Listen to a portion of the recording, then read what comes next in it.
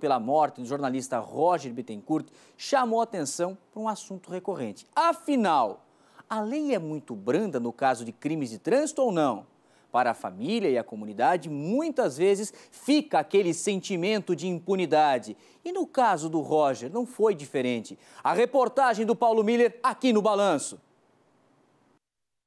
Para a família de Roger Bittencourt, foram 11 horas de angústia até a condenação de Gustavo Raupp Chardozin.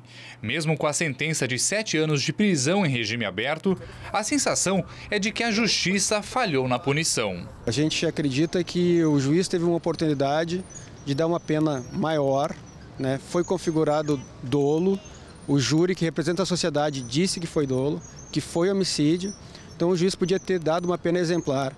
Porque a gente não quer é que outras famílias passem pelo que a gente passou e ainda continua passando. Né? Arrancar uma vida, destruir famílias. Em casos como o da morte do jornalista Roger Bittencourt, quando um motorista embriagado provoca um acidente fatal, a sociedade também fica com a sensação da impunidade. Parece que a lei é branda. Em 2018, entrou em vigor algumas alterações na legislação de trânsito no Brasil. Uma delas está relacionada a acidentes com mortes nas estradas. No caso de homicídio causado por motorista bêbado, a pena que antes era de detenção de 2 a 4 anos passou a reclusão de 5 a 8 anos. Para especialistas da área criminal, agravar ainda mais a pena não vai mudar a sensação de impunidade. Quanto mais se aumenta a pena, maior é a população carcerária. O que se entende que aumentando a pena iria diminuir a violência, mas também não é o caso, que nós vemos todos os dias, né, que a violência continua aumentando. Se fosse esse o caso, nos Estados Unidos não teria mais crimes, porque lá existe a pena de morte. E não é o caso. Lá é a maior população carcerária do mundo. E nós estamos entre as maiores, nós estamos com a terceira maior população carcerária. Para a Associação dos Advogados Criminalistas de Santa Catarina, no caso de Roger Bittencourt, o judiciário aplicou o que está na lei. Aumentar penas, isso não muda a consciência de cada um.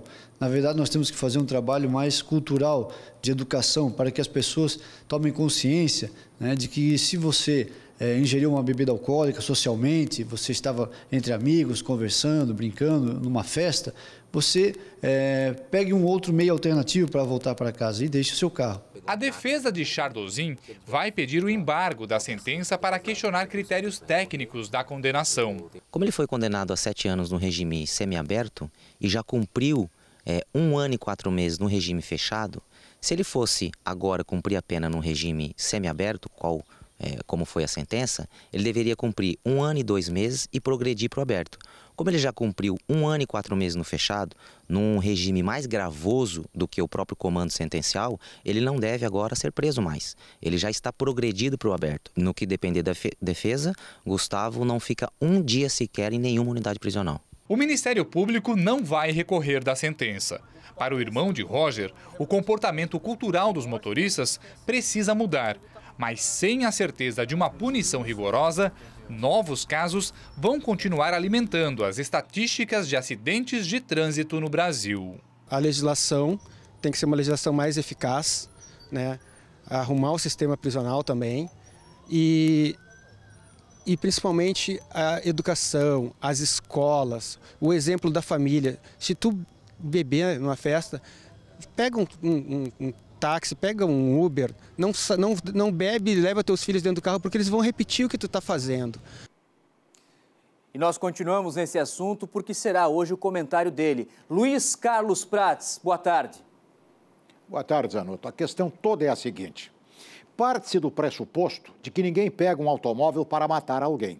Então, o crime, o acidente, as consequências serão de ordem culposas e não dolosas. Esta é a grande questão. Não se parte do pressuposto de que alguém faz isso intencionalmente.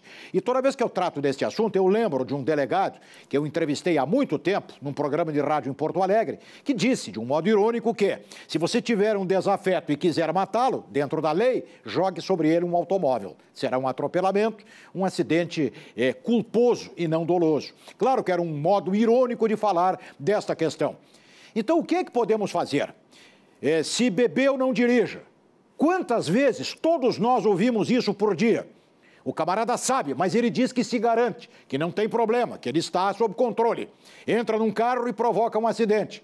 Mata. E aí? A primeira punição teria que ser: nunca mais vais dirigir. Nunca mais tu vais dirigir.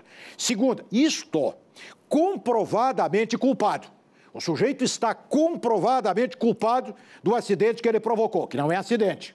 Tá, e aí? Não vai dirigir mais, vai pagar uma pena pesada, financeira, pecuniariamente, à vítima ou à família da vítima, e outras questões de tal sorte que, pelo exemplo, os demais repensem a questão de ultrapassagens indevidas, excesso de velocidade, drogas, álcool, de tudo um pouco.